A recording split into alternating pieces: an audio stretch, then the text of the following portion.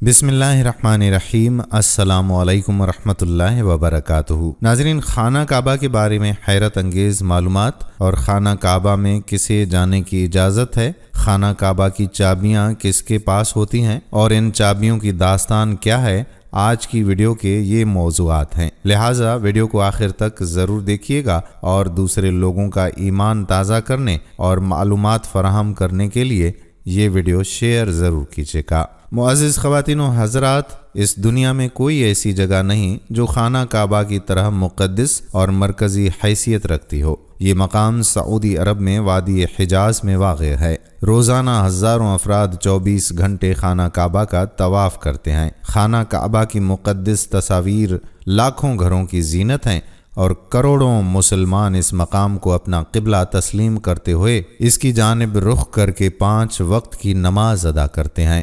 خانہ کعبہ معقب کی شکل میں تعمیر ہونے کے ساتھ ساتھ تاریخ کے آئینے میں ایک انتہائی خاص مقام کا حامل بھی ہے۔ خانہ کعبہ کئی مرتبہ تعمیر ہو چکا ہے۔ خانہ کعبہ جس طرح آج ہمیں نظر آتا ہے، یہ ویسا نہیں ہے جو حضرت ابراہیم علیہ السلام اور حضرت اسماعیل علیہ السلام کے دور میں تعمیر ہوا تھا۔ وقت کے ساتھ ساتھ پیش آنے والی قدرتی آفات اور حادثات کی وجہ سے اس کو دوبارہ تعمیر کرنے کی ضرورت پڑتی رہی ہے۔ بے شک ہم سب جانتے ہیں کہ کعبہ کی دوبارہ تعمیر کا ایک بڑا حصہ نبی کریم صلی اللہ علیہ وآلہ وسلم کی زندگی میں نبوت ملنے سے قبل ممکن ہو چکا تھا۔ یہ وہ وقت تھا جب نبی کریم صلی اللہ علیہ وآلہ وسلم نے ایک بڑی خون ریزی کو اپنی دور اندیشی سے روکا تھا۔ ایک بڑے کپڑے میں حجر اسود کو رکھ کر ہر قبیلے کے سردار سے اٹھوایا تھا۔ اس کے بعد آنے والے وقت میں کئی مرتبہ خانہ کعبہ کی تعمیر ہوتی رہی ہے۔ آخر میں خانہ کعبہ کی تفصیل سے آرائش 1996 عیسوی میں ہوئی تھی، جس کے نتیجے میں بہت سارے پتھروں کو ہٹا دیا گیا تھا اور بنیاد مضبوط کر کے نئی چھت ڈالی گئی تھی۔ یہ اب تک کی آخری بڑی تعمیر ہے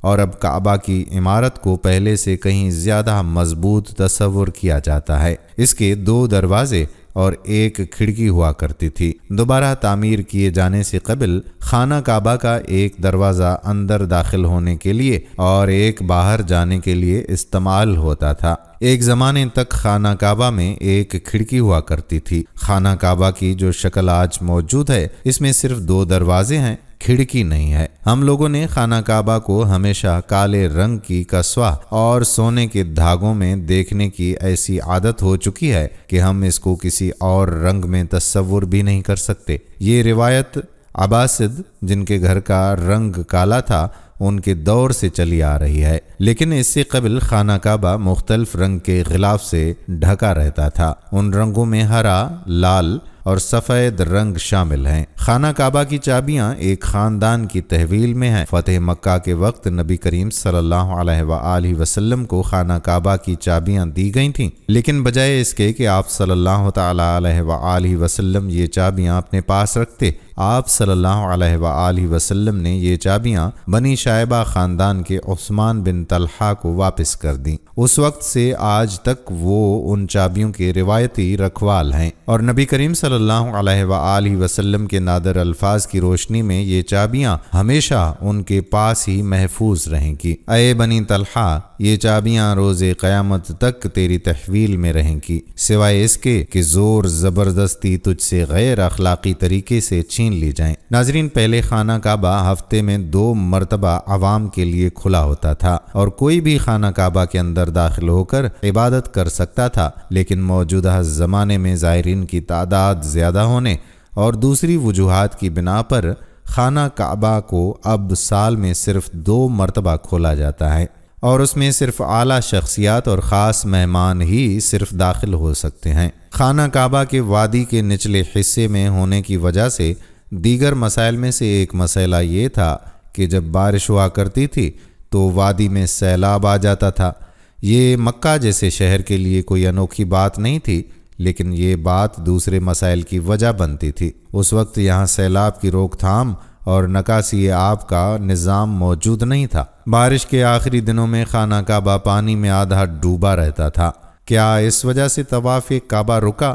نہیں، ہرگز نہیں۔ مسلمانوں نے کعبہ کے ارد گرد تیراکی شروع کر دی تھی۔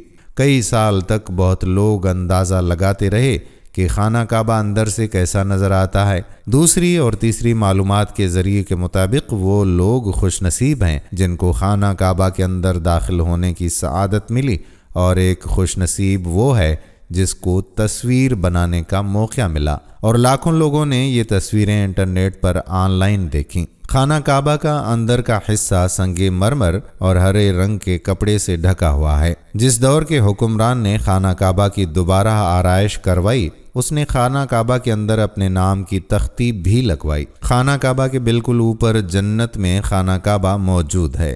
اس کا ذکر قرآن پاک میں بھی آیا ہے، اور نبی کریم صلی اللہ علیہ وآلہ وسلم نے بھی اس بات کی نشاندہی کی ہے۔ اللہ کے نبی صلی اللہ علیہ وآلہ وسلم نے معراج کا واقعہ سناتے ہوئے فرمایا کہ جب مجھے بیت المعمور یعنی اللہ کا گھر دکھایا گیا تو میں نے حضرت جبرائیل علیہ السلام سے پوچھا۔ انہوں نے جواب دیا کہ یہ بیت المعمور ہے جہاں 70,000 فرشتے روزانہ اللہ کی عبادت کرتے ہیں، اور جب وہ یہاں سے جاتے ہیں تو واپس نہیں آتے، ہمیشہ نیا دستہ آتا ہے۔ کیا آپ نے کبھی اس بات پر غور کیا ہے کہ حجر اسود چاندی کے سانچے میں کیوں گھرا رہتا ہے؟ کچھ لوگوں کا خیال ہے کہ حجر اسود امویاد کی فوج کے ہاتھوں مارے گئے پتھر لگنے کی وجہ سے اس وقت ٹوٹ گیا تھا جب وہ مکہ پر قابض تھے، جبکہ یہ پتھر عبداللہ بن زبیر کی ملکیت میں تھا۔ کچھ کے مطابق حجر اسود بحرین سے تعلق رکھنے والے اسماعیلی گروپ کے ہاتھوں ٹوٹ گیا تھا۔ ان لوگوں کا یہ خیال تھا کہ حج مبارک ایک توہین پرستی کا عمل ہے۔ اپنی بات کو سچ ثابت کرنے کے لیے ان لوگوں نے 10,000 حجاج کو مار کر ان کی باقیات کو آب زمزم کے کنویں میں پھینک دیا تھا۔ یہ غیر انسانی عمل کافی نہیں ہے۔ یہ شیطان حجر اسود کو عرب کے مشرق میں لے گئے اور پھر عراق کے شہر کوفہ لے گئے، جہاں اس کے عوض تاوان وصول کیا۔ جب ان کو مجبور کیا گیا تو وہ اس کو خلیفہ عباسد کو واپس کر دیں۔ جب اسے واپس کیا تو یہ ٹکڑوں میں تھا، اور اس کو یکجاں کرنے کا صرف ایک طریقہ سمجھ میں آیا تھا کہ اس کو چاندی کے سانچے میں رکھ دیا جائے۔ ناظرین، کچھ تاریخ دانوں کے مطابق اس مقدس پتھر کے کچھ حصے آج بھی کہیں گم ہیں۔ خانہ کعبہ مکعب کی شکل کا نہیں ہے۔ مکعب کی شکل سے مشہور خانہ کعبہ دراصل مستطیل کی شکل کا ہے۔ خانہ کعبہ کبھی بھی مکعب کی شکل کا نہیں تھا۔ اس کی اصل زاویے کے مطابق ایک آدھا گول حصہ ہے جس کو حجر اسماعیل کہا جاتا ہے۔ نبی کریم صلی اللہ علیہ وآلہ وسلم کو نبوت ملنے سے پہلے جب خانہ کعبہ کی دوبارہ تعمیر ہوئی تھی تب قریش نے اس بات کی حامی بھری تھی کہ وہ حلال کمائی سے ہی اس کی تعمیر کریں گے۔ اس کا مطلب یہ ہے کہ جوئے، لوٹ مار، جسم فروشی اور سود جیسے حرام کاموں سے کمایا ہوا پیسہ استعمال نہیں ہوگا۔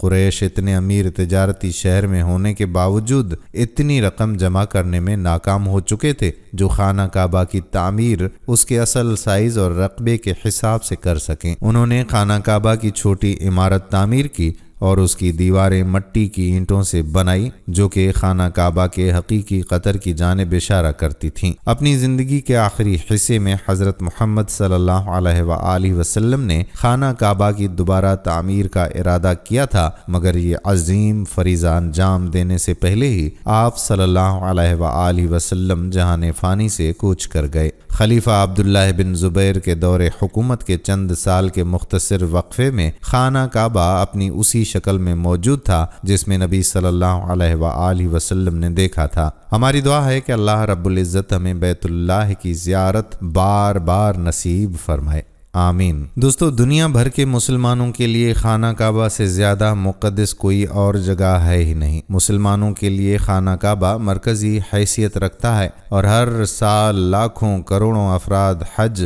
اور عمرہ کی ادائیگی کے لیے بیت اللہ کا رخ کرتے ہیں۔ خانہ کعبہ کی خدمت ایک اہم فریضہ ہے جو خوش قسمت لوگوں کو نصیب ہوتا ہے۔ خانہ کعبہ کی تولید اور خدمت کا شرف بنو شیبہ خاندان کو حاصل ہے۔ تقریباً 16 صدیوں سے زیادہ عرصے سے کعبے کی تولید قریش میں قصے بن کلاب بن مرہ کی اولاد کے پاس ہے۔ انہی کی نسل سے آل الشیبی خاندان کا تعلق ہے جو اس وقت کعبے کا متولی ہے۔ یہ وہی لوگ ہیں جن کو رسول اللہ صلی اللہ علیہ وآلہ وسلم نے فتح مکہ کے بعد کعبے کی تولید واپس لوٹا دی تھی۔ کعبہ کی تولید ایک پرانا پیشہ ہے۔ اس سے مراد بیت اللہ کی دیکھ بھال، اس کے کھولنے اور بند کرنے، اس کی صفائی اور غسل اور اس کے غلاف کی مرمت سے متعلق امور سر انجام دینا ہے۔ 8 ہجری میں فتح مکہ کے روز رسول کریم صلی اللہ علیہ وآلہ وسلم نے حضرت علی علیہ السلام کو عثمان بن طلحہ رضی اللہ تعالی عنہ کے پاس بھیجا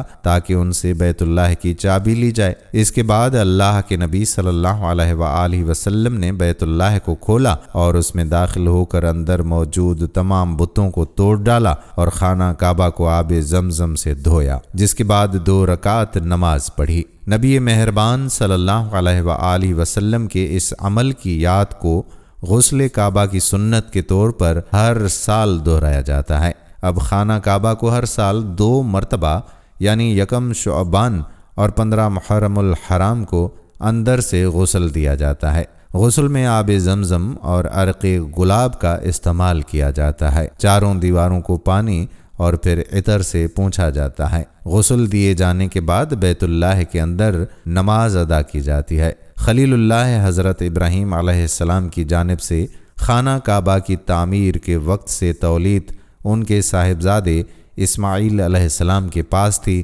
بعد ازاں جرہم اور خزاعہ قبیلوں نے بالترتیب اس پر قبضہ کر لیا۔ رسول اللہ صلی اللہ علیہ وآلہ وسلم کے چوتھے جد امجد قصے بن کلاب نے ان قبیلوں سے کعبے کی تولید واپس لے لی تھی۔ قصے کی وفات کے بعد تولید ان کے سب سے بڑے بیٹے عبدالدار کے ہاتھوں میں آ گئی تھی۔ جاہلیت کے دور اور پھر مشرف اسلام ہونے کے بعد بھی اللہ کے گھر کی تولید اسی خاندان کے پاس رہی۔ کعبے کے دروازے کی کلید ہمیشہ سب سے عمر رسیدہ خادم کے پاس رہی ہے، جو سادن یعنی متولی کہلاتا ہے۔ کعبے کا دروازہ کھولتے وقت سادن تمام سینئر متولیوں کو اکٹھا کرنے کی کوشش کرتا ہے تاکہ وہ حکمران اور شہزادوں کے ساتھ مل کر کعبے کو غسل دیں۔ جب رسول کریم صلی اللہ علیہ وآلہ وسلم نے مکہ فتح کیا اور اطمینان کے ساتھ بیت اللہ شریف میں آئے تو اپنی اونٹنی پر سوار ہو کر طواف کیا، حجر اسود کو اپنی لکڑی سے چھوتے تھے۔ اس کے بعد عثمان بن طلحہ رضی اللہ تعالی عنہ کو، جو کعبے کی کنجی بردار تھے، ان کو بلایا اور ان سے کنجی طلب کی۔ انہوں نے دینا چاہی۔ اتنے میں حضرت عباس رضی اللہ تعالی عنہ نے کہا، یا رسول اللہ صلی اللہ علیہ وآلہ وسلم، اب یہ مجھے سونپیے تاکہ میرے گھرانے میں زمزم کا پانی پلانا اور کعبے کی کنجی رکھنا دونوں ہی باتیں رہیں۔ یہ سنتے ہی حضرت عثمان بن طلحہ رضی اللہ تعالی عنہ نے اپنا ہاتھ روک لیا۔ نبی صلی اللہ علیہ وآلہ وسلم نے دوبارہ طلب کی، پھر وہی واقعہ ہوا۔ آپ صلی اللہ علیہ وآلہ وسلم نے تیسری بار طلب کی۔ سیدنا عثمان رضی اللہ تعالی عنہ نے یہ کہہ کر دے دی کہ اللہ کی امانت آپ کو دیتا ہوں۔ نبی صلی اللہ علیہ وآلہ وسلم کعبہ کا دروازہ کھول کر اندر گئے۔ وہاں جتنے بت اور جتنی بھی تصویریں تھیں سب توڑ کر پھینک دیں۔ سیدنا ابراہیم علیہ السلام کا بت بھی تھا جس کے ہاتھ میں فال کے تیر تھے۔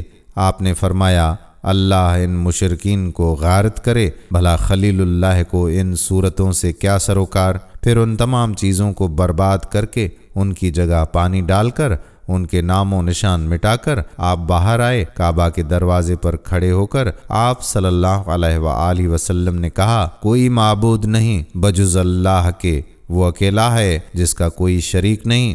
اس نے اپنے وعدے کو سچا کیا، اپنے بندے کی مدد کی اور تمام لشکروں کو اسی اکیلے نے شکست دی۔ پھر آپ نے ایک لمبا خطبہ دیا جس میں یہ بھی فرمایا کہ جاہلیت کے تمام جھگڑے اب میرے پاؤں تلے کچل دیے گئے ہیں، خواہ مالی ہوں خواہ جانی ہوں۔ بیت اللہ کی چوکیداری کا اور حاجیوں کو پانی پلانے کا منصب جوں کا توں باقی رہے گا۔ اس خطبے کو پورا کر کے آپ صلی اللہ علیہ وآلہ وسلم بیٹھے ہی تھے کہ سیدنا علی علیہ السلام نے آگے بڑھ کر کہا کہ حضور، چابی مجھے عنایت فرمائی جائے تاکہ بیت اللہ کی چوکیداری کا اور حاجیوں کو زمزم پلانے کا منصب دونوں یکجا ہو جائیں۔ لیکن آپ صلی اللہ علیہ وآلہ وسلم نے انہیں نہ دی۔ مقام ابراہیم کو کعبہ کے اندر سے نکال کر آپ نے کعبہ کی دیوار سے ملا کر رکھ دیا اور اوروں سے کہہ دیا کہ تمہارا قبلہ یہی ہے۔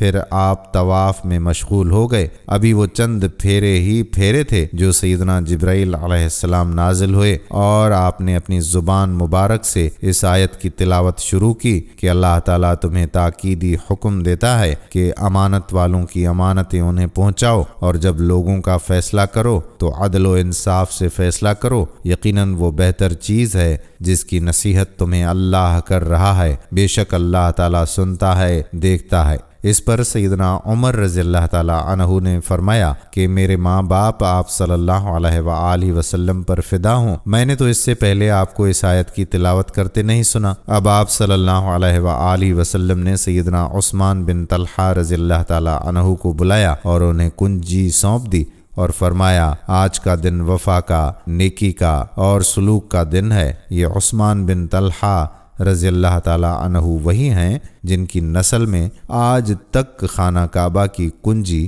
چلی آتی ہے۔ حضرت عثمان بن طلحہ رضی اللہ تعالیٰ عنہ بیان کرتے ہیں کہ ہم خانہ کعبہ کا دروازہ ہفتے میں سوموار اور جمعرات 2 دن کھولا کرتے تھے۔ ایک دن رسول اکرم صلی اللہ علیہ وآلہ وسلم خانہ کعبہ میں داخل ہونے لگے تو میں نے دروازہ بند کر دیا اور آپ صلی اللہ علیہ وآلہ وسلم کو کچھ نازیبا کہا۔ آپ صلی اللہ علیہ وآلہ وسلم نے میری اس حرکت کو برداشت کیا اور فرمایا کہ عثمان، ایک دن آئے گا تو دیکھے گا کہ یہ چابی میرے ہاتھ میں ہوگی، میں جسے چاہوں گا دوں گا۔ میں نے کہا یہ تب ہوگا جب قریش ہلاک ہو جائیں گے۔ آپ صلی اللہ علیہ وآلہ وسلم نے فرمایا نہیں، بلکہ اس دن قریش زندہ ہوں گے اور عزت پائیں گے۔ آپ صلی اللہ علیہ وآلہ وسلم خانہ کعبہ میں داخل تو ہو گئے، مگر آپ صلی اللہ علیہ وآلہ وسلم کی یہ بات میرے دل میں جم گئی اور میں نے یقین کر لیا کہ جو آپ صلی اللہ علیہ وآلہ وسلم نے فرمایا ہے ایسا ہو کر رہے گا۔ جب مکہ فتح ہوا تو آپ صلی اللہ علیہ وآلہ وسلم نے فرمایا